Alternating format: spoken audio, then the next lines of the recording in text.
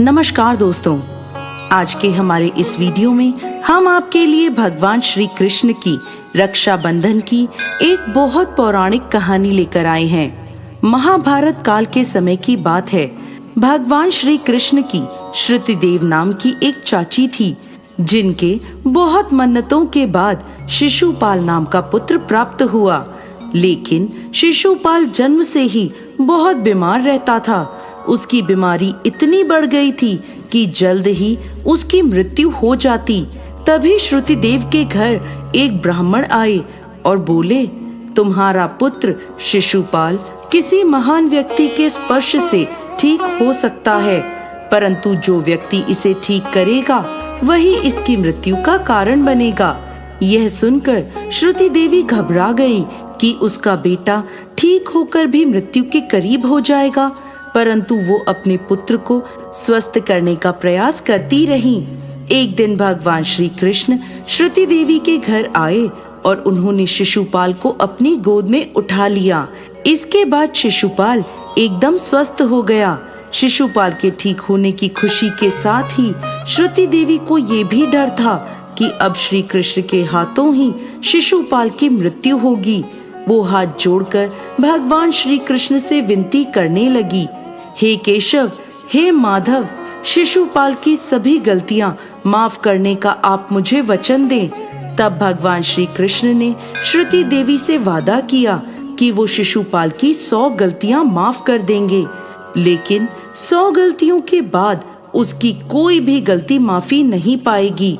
इसके बाद बहुत समय बीत गया। शिशुपाल बड़ा हुआ और एक क्रूर राजा बना। वो अपनी प्रजा पर बहुत जुल्म करता और भगवान श्री कृष्ण को भी अपशब्द कहता था।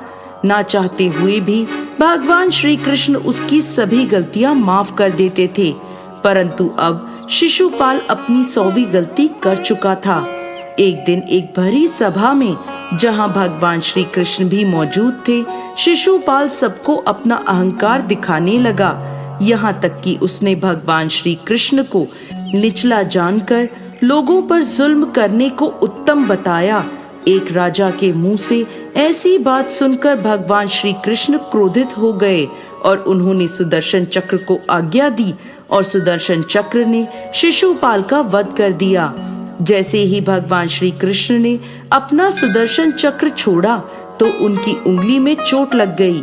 यह देखकर सभी उनके जख्म पर पट्टी बांधने के लिए इधर उधर भागने लगे, परंतु पास ही खड़ी द्रौपदी, जिन्हें भगवान श्री कृष्ण अपनी बहन मानते थे, उन्होंने अपने आंचल का एक कपड़ा फाड़ा और भगवान श्री कृष्ण की उंगली पर बांध दिया।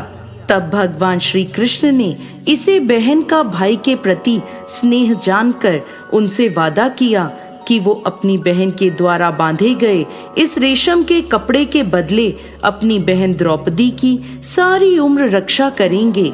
जब जब द्रौपदी किसी भी संकट में फंसेगी, तब तब भगवान श्री कृष्ण भाई का फर्ज निभाकर उनकी रक्षा करने अवश्य आएंगे।